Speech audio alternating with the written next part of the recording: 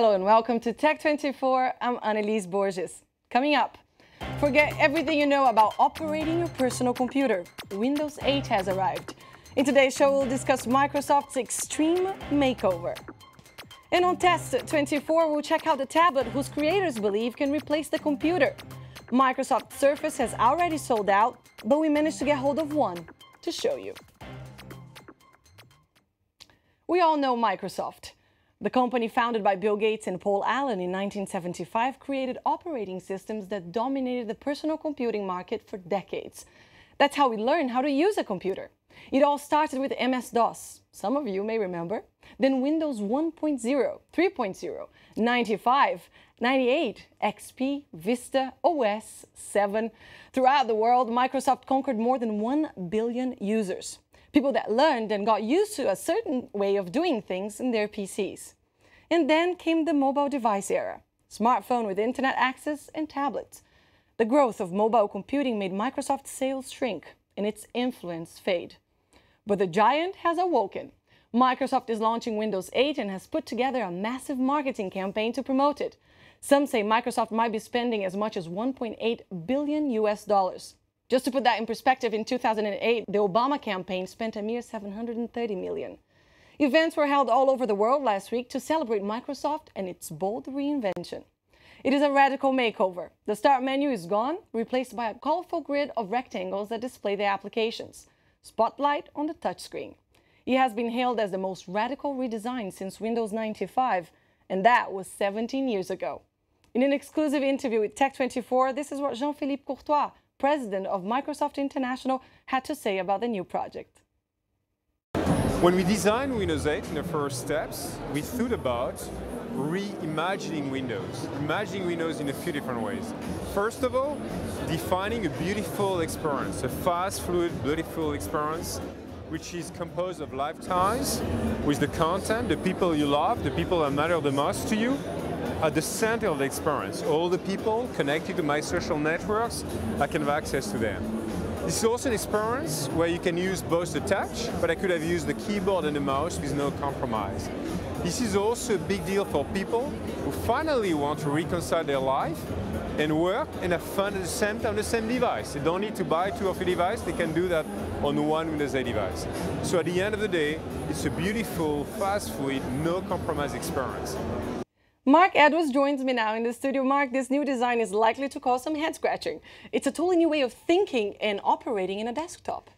I mean, to be honest, there's always going to be a lot of detractors, a lot of haters out there who think, why are they making this change? You know, at the end of the day, everybody's ever used a computer. As you said earlier, we know exactly, we've learnt through Windows, through Microsoft. And now what they're doing is they're bringing a huge change. Now Microsoft feel that they need to really align themselves, align their operating systems and their hardware, much in the same way, dare I say it, as Apple has done already. And I don't think it's a huge change, but then again, as we said, the advent of smartphones and tablets, people are more used to using tiles, to using tablets and being able to swipe through. I think people will get used to it. And as you've said, they've already sold out. There's going to be a lot of people wanting to get their hands on the latest version of this.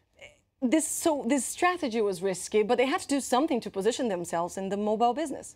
Well, as you may or may not know, the PC business has actually been hitting a bit of a slump. I think it's the first year since 2001 where they haven't had year-on-year growth. They've actually sold less than in 2011. And that tells you a lot. I think, again, it tells us more about where mobile computing is going, and these days a lot of more people are using tablets and smartphones, and you know, we know that I'm not going to keep harking on about Apple, but their iPhone and their iPad, it's catapulted them way past Microsoft in many ways, and this is Microsoft's chance, as you said, giant awakening.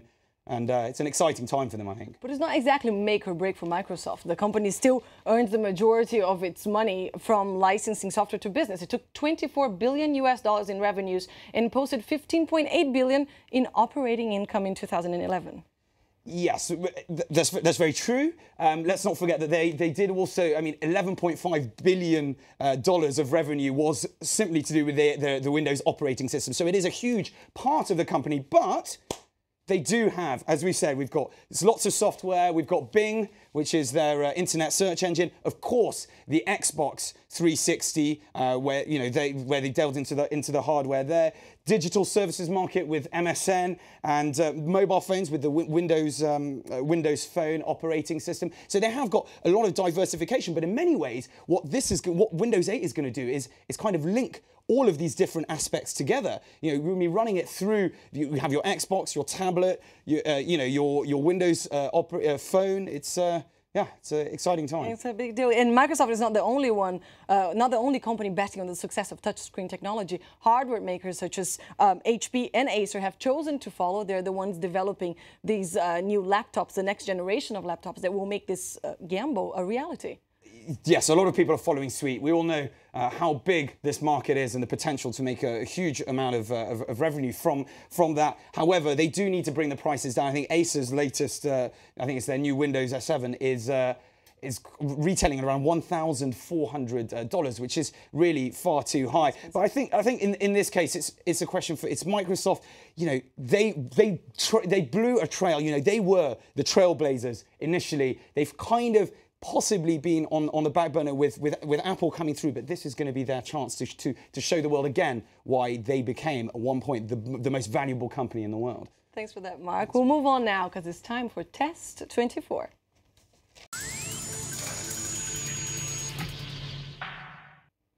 A convertible device able to switch between a notebook and a tablet.